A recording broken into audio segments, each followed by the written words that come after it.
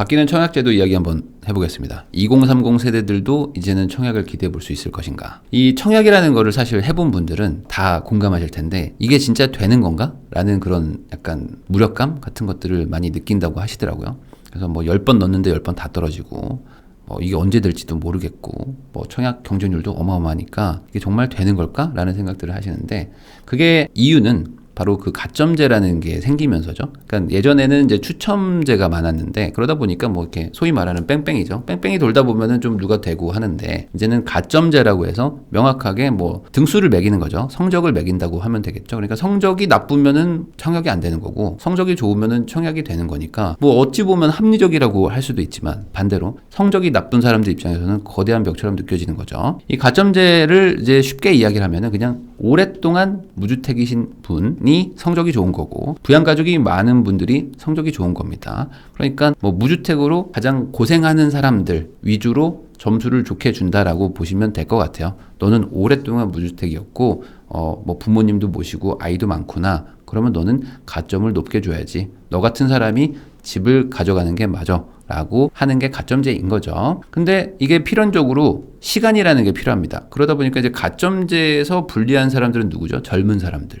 젊은 사람들은 이제 집을 가점을 얻고 싶어도 옆에 4050 세대 이런 분들은 뭐 나 20년 무주택이야. 노인, 우리 노부모도 모시고 살아. 뭐 이런 분들이 있는데 여기서 지금 명함 꺼낼 수가 없잖아요. 저 지금 무주택 된 지 2년입니다. 저 이제 신혼이에요. 이런 분들은 가점이라는 게 뭐 너무 낮으니까 뭐 20점인 사람도 있고 뭐 10몇 점인 사람도 있고 뭐 30점, 40점 이런 사람들 정말 많죠. 그래도 낮은 가점으로 되면 좋잖아요. 근데 그게 안 됐던 이유 그게 이거죠. 그 2017년 8월 2일에 부동산 대책, 파리 대책이 터지면서 여기에 이걸 넣습니다. 그래서 투기과열지구에서는 85제곱 이하니까 이제 30평대는 100% 가점으로 돌려요. 그러니까 그 전만 해도 그래 뭐 가점도 있고 추첨도 있고 하니까 그리고 뭐 이렇게 분위기가 과열되지 않았을 때는 낮은 가점으로도 뭐 어떻게 됐었는데 이제는 85제곱 이하는 100% 가점으로 하게 되니까 사실상 2030 세대 입장에서는 불가능이 돼버린 겁니다. 이제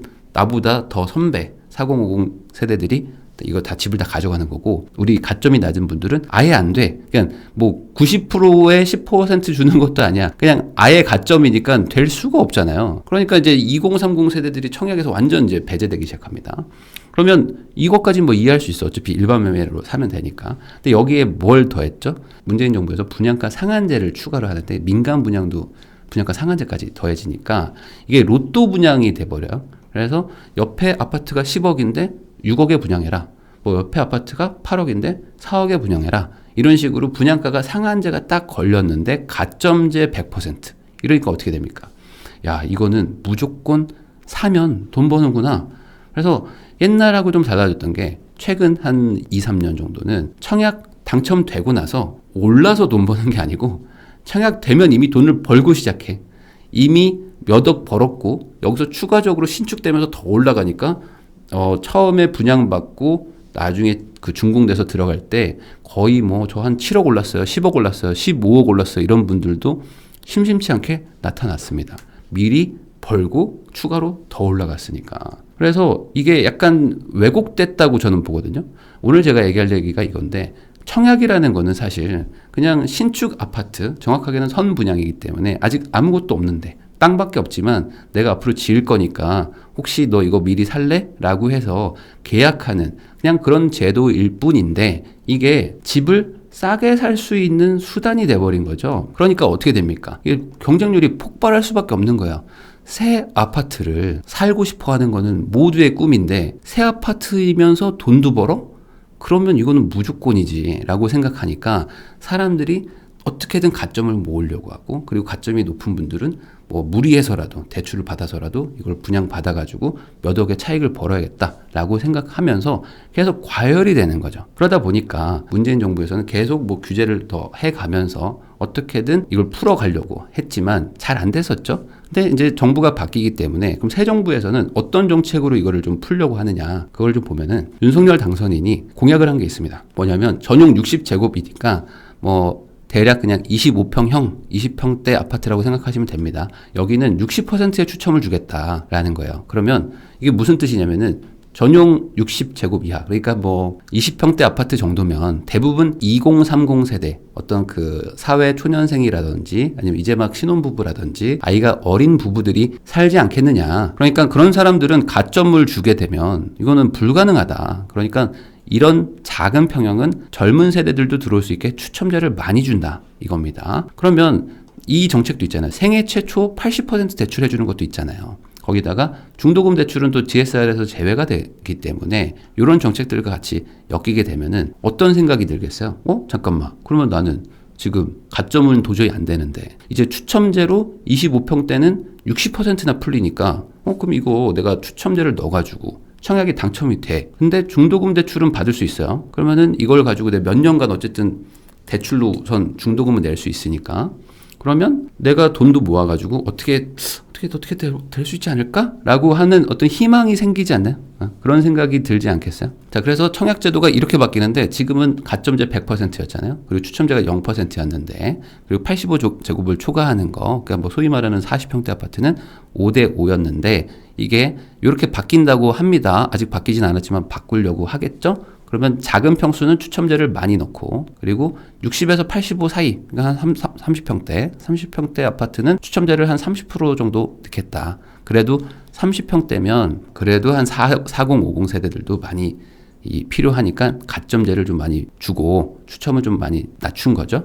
그리고 85를 초과하는 거는 훨씬 더 나이 있는 분들이 많이 필요하시니까 가점제를 더 많이 주겠다. 라고 해서 추첨제가 20%로 줄어듭니다. 그러니까 오히려 85 초과 입장에서는 추첨제가 줄어드는 효과가 있어요. 그러니까 85 초과를 노리는 분들 입장에서는 추첨제가 오히려 작아지네? 라고 생각하실 수도 있죠. 그러면 여기서 이제 궁금하신 분들은 그럼 이제 가점제가 추첨제로 바뀌니까 나도 이제 다시 청약을 준비해야 되나? 라는 생각을 하실 수도 있는데 저는 여기에 약간 조금 그 비관적인 생각을 갖고 있거든요. 왜 그러냐면 이게 가점제이기 때문에 청약을 포기하는 수요도 되게 많았어요. 이게 무슨 소리냐면은 가점을 내가 계산을 해봤더니 내가 뭐 가점이 20점이야. 그러면 어차피 안 될 거니까 뭘 넣을 필요가 뭐가 있어. 그러니까 안 넣었단 말이죠.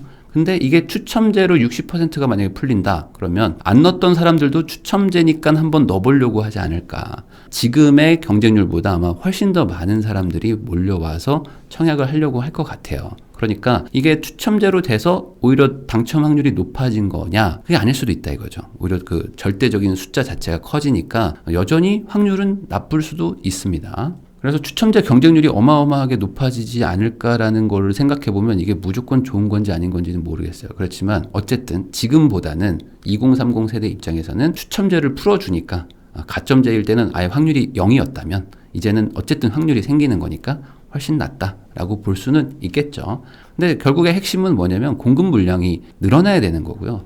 이 새 집, 결국엔 이 새 집이면서 빈 집이죠. 이게 많이 늘어나야지 뭐 가점이든 추첨이든 상관없이 사람들이 집을 많이 가져가는 거지. 뭐 집 개수가 적은데 이걸 뭐 추첨으로 돌리든 뭐 가점으로 돌리든 어차피 해결은 쉽지 않다. 그래서 이게 뭐 배고픈 사람들은 많은데 빵은 몇 개 없는 상황이잖아요. 그러면 이 빵을 뭐 세로로 쪼개든 가로로 쪼개든 무슨 상관일까? 어차피 다 먹을 수도 없고 배고플 수밖에 없으니까 이게 어쩔 수 없이 조삼모사일 수밖에는 없어요. 그렇지만 2030 세대한테는 희망을 주는 거죠. 그러면 어떻게 되겠습니까? 조삼모사라는 건 누군가한테 또 뺏은 거니까 누구한테 뺏은 거죠? 분노하는 4050 세대들.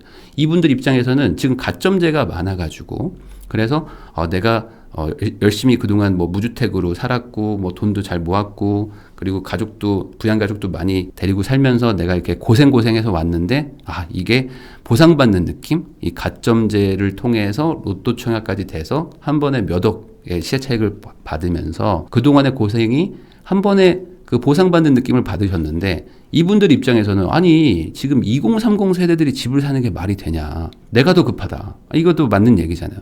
아니 빵이 지금 5개밖에 없는데 이거를 3개를 뭐 예를 들어 청년한테 준다 그러면 기존에 먹는 그 5개를 우리 4050이 나눠서 조금씩 가져가고 있었는데 2개밖에 못 가져가는 게 되는 거니까 이분들도 분노할 수 있는 거죠. 그런데 저의 개인적인 생각은 뭐냐면 그냥 이거 자체가 문제인 것 같아요. 제가 봤을 때는 지금 이 청약이라는 것 자체가 그냥 새 아파트를 사는 수단이어야지만 되는데 이게 돈벌이가 된 게 문제다라고 생각을 해서 이 로또 청약부터 없애야 되지 않을까라고 생각을 합니다. 이거는 진짜 없애야 된다고 생각을 하는데 이 얘기를 하면은 또 분노하는 분들도 많을 거예요. 왜냐하면 기존의 로또 청약으로 몇억 몇십억씩 번 사람들이 뻔히 있는데 내가 이제 좀 받으려고 하는데 청약을 없애자니 이게 무슨 말이냐라고 하실 수도 있는데 한번 잘 생각을 해보면요. 이 로또 청약이라는 것 자체가 이게 되게 나쁜 겁니다. 왜냐하면 이게 공급을 막는 거예요. 그러니까 이게 조삼모사랑 똑같은 건데 로또 청약이 된다는 게 뭡니까? 그러면 시세보다 어쨌든 확실하게 싸게 산다는 거고 그러면 내가 돈을 벌었다는 거는 누군가는 손해를 봤다는 거니까 그러면 뭐 그게 뭐 건설사가 되든 시행사가 되든 뭐 조합이 되든 누가 됐든 내가 버는 돈만큼 누군가는 손해를 봐요. 그러면 그게 공급을 장려하는 방법은 아니겠죠. 공급을 어떻게든 꺼려 하려고 할 거 아닙니까? 누군가는 손해를 보니까. 그래서 이게 악순환을 만들기 때문에 로또 청약이 마냥 좋은 거는 아니다. 그래서 이 로또 청약이 뭐 당첨되는 분들한테는 좋겠지만 당첨되지 않는 분들이 훨씬 많기 때문에 그분들한테는 공급이 줄어들고 뭔가 계속 나와줘야 되고 아니면 내가 청약은 안 되더라도 준공은 많이 돼가지고 뭐 전세라도 많이 풀리면 좋은데 공급량이 점점 줄어들고 하나 나오는 거는 뭐 청약이 몇백 대 1이 되니까 괜히 마음만 힘들고 이게 모두를 힘들게 하는 일일 수도 있다는 거죠. 사실 지금 여러분들이 뭐 무주택자이시면 관심이 없으시겠지만 지금 뭐 조합, 뭐 재건축 추진하거나 뭐 재건축 한다고 부셔놓고 분양가 가지고 싸우고 있는 데가 얼마나 많은가. 그래서 이 분양가 때문에 지금 지지부진하면서 뭐 진행이 되네 안 되네 하고 있는 데들이 많은데 이런 데들만 차근차근 계획대로 공급이 됐어도 지금보다는 그래도 훨씬 더 나은 상황이 되지 않았을까라는 생각을 하거든요. 그래서 저는 아까도 말했듯이 이 새 집은 사고 싶은데 그건 누구나 다 갖고 있는 니즈죠. 새 집에 살고 싶다는 게 뭐 나쁜 것도 아니고 근데 새 집을 사는데 돈도 번다? 이러면 너무 좋은 거잖아요. 그러면 저는 이게 고시생하고 비슷한 느낌이거든요. 이게 어떤 의미냐면은 고시생은 어떤 거예요? 예를 들어 나는 고시 준비를 하고 있으니까 붙으면 고시를 통과하는 거잖아요. 그러니까 내가 고시 준비를 하고 있다 그러면 하면 될 것 같은 느낌적인 느낌은 있는 거죠. 맞죠? 나는 열심히 고시 준비를 하고 있으니까. 근데 고시에서 떨어지면 어떻게 돼? 속상하지만 또 내년에 또 시험이 있으니까 또 열심히 또 공부하고 있다 보면 또 왠지 될 것 같은 느낌적인 느낌은 든단 말이지. 거기다가 이게 오래 준비하면 할수록 어떻게 돼요? 내가 그동안 쓴 시간이 있으니까 그게 아까워서라도 이걸 더 집착하게 돼요. 그래서 청약도 보면은 한두 번 아니면 뭐 1, 2년 정도 계속 해보시다가 이건 안 돼. 확실히 안 돼라고 체념하고 집을 사는 분들이 있는데 한 3년, 4년, 5년 막 이렇게 계속 청약을 하신 분들은 이제 와서는 못 놓겠다라는 분들도 많아요. 아니 저 로또 청약이 저 눈앞에 있는데 특히 뭐 가점이 막 59점, 62점, 63점 막 이런 분들은 이거 지금 1년, 2년 뒤에 되는 거 아니에요?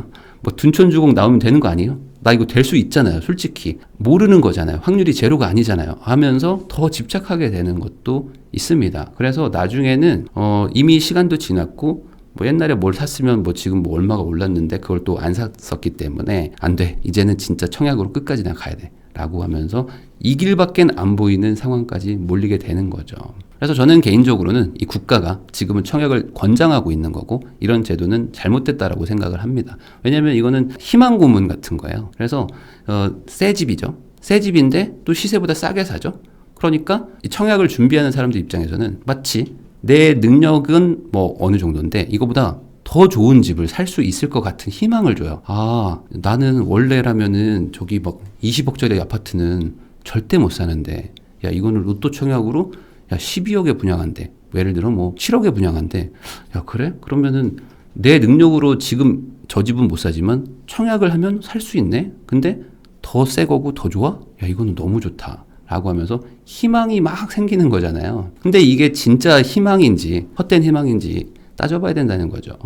근데 이게 뭐 양이 많아요. 그래서 분양이 막 너무 많아가지고 뭐 모두에게 다 줄 수 있을 정도면 상관이 없는데 이게 몇 개 없는 거를 또 쪼개가지고 여기 챙겨주고 여기 챙겨주고 하다 보면 뭐 몇십 개, 몇백 개 있는데 이걸 또 수천 명, 수만 명이 와가지고 나는 되는 거 아닐까라고 계속 희망만 갖게 하는 거. 그리고 떨어지고 나서 좌절하게 하는 거. 이거를 국가가 권장하는 식의 정책이 돼버린 거죠. 그게 좀 저는 아쉽다라고 생각을 합니다. 그래서 대구 미분양 요즘에 뭐 얘기 많이 나오잖아요. 그러면 보면은 뭐 이제 분양 시장이 무너진다 뭐 이렇게 얘기하는 분들도 있지만 또 이렇게 보는 분들도 있어요. 그 미분양을 따져봤더니 어떤 위치 대비 너무 가격이 비싸다 라고 생각하는 분들도 있거든요. 그러니까 분양가 상한제가 없어지면, 예를 들어 없어지거나 하면은 어떤 일이 일어나냐면 공급을 하려고 할 거예요. 어쨌든 뭐 건설사들도 다 돈 벌려고 하는 거니까. 근데 공급을 하려고 하는데 너무 비싸게 하면은 안 살 수도 있는 거죠. 그러니까 비싸면 사람들이 안 사기도 해요. 그러면 반대로 너무 싸면 사람들이 거기에 다 몰려가서 집착해요. 그러면 그러니까 원하든 원하지 않았든 정부가 고시생들을 만들고 있는 게 아닐까라는 생각이 드는 거죠. 사실 청약이 안 될 것 같으면 빨리 정리하고 집을 사시든지 뭘 해야 나도 마음이 편하고 내 가족의 일도 챙기고 내 일상생활을 할 수가 있는데, 이거는 다들 뭔가 될 것 같아. 저 좁은 문이 나한테 올 것 같아. 확률이 10%인데 왠지 나는 되지 않을까라는 생각으로 계속 여기에서 집착하고 있으니까 안 되는 거죠. 뭐 답은 나오지도 않고. 그래서 저는 그냥 뭐 분양가 상한제를 좀 풀든지 뭐 분양가를 현실화하든지 해서 누가 짓든 짓게 하고, 그게 비싸면 안 팔려서 미분양이 나면 되는 것이고 적정한 가격이면 필요한 사람이 사겠죠. 그래서 짓게 만들고 필요한 사람이 그냥 사는 정도의 청약제도를 운영을 해야 되는 거지, 필요하지 않거나 아니면은 나는 이거 돈 벌어야지 라고 생각해서 청약에 접근하는 사람들이 너무 많아지는 것 자체가 좋지 않다. 그래서 좀 가격을 좀 풀어주는 게 결국에 공급을 늘리고, 그러면 그게 전반적인 사회에는 도움이 될 것이다 라고 생각을 합니다. 그래서 당장은 뭐 물량이 또 부족하고 뭐 집을 뭐 지금 짓는다고 해서 내일 생기는 게 아니니까 어떻게 해야 될까라고 생각을 하면 우선은 그래도 제값을 받고 팔게는 해줘야 되지 않을까라고 생각은 해요. 그래서 지금 윤석열 당선인 인수위 쪽에서도 분양가를 좀 조정을 좀 해야 된다라고 생각을 하는 이유도 지금 뭐 비싸게 팔으라는 거가 아니고 그래도 시세대로 정도는 받게는 해줘야, 그래야지 이 건설사들이 뭐 짓든지 뭐 조합해서 재건축을 하든지 재개발을 추진하든지 하지 않을까.